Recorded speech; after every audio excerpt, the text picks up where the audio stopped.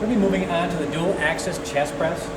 With this will work the area of the pectorals or the chest a little bit different than you'll find on a bench press or a dumbbell press. It's a machine version that has a couple different variations.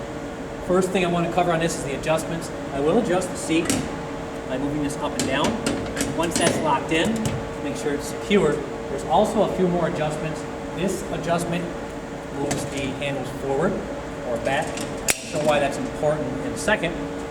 If I have that adjusted too far back, you'll notice that I can't even get my hands back in there. That's not comfortable, it's too far back.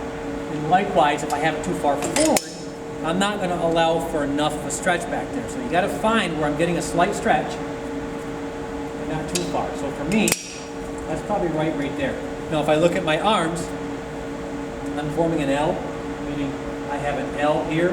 My elbows, my wrists, my knuckles are all in a straight line. I take my shoulder blades, pinch them together, which extends my chest, and I want to have good posture from here. Version 1 is pressing out. Now, if I want to work a little bit different area, there's an adjustment here by counter spinning this. This will bring the handles closer together. Okay, so once again, this is going to be a little bit different. From here, I'm pressing out, back.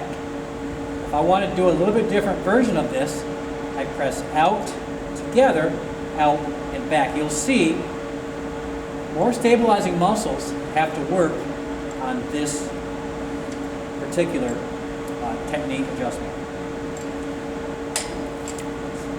Now, on this, you'll also see circular sliders. These are donut sliders, we call them.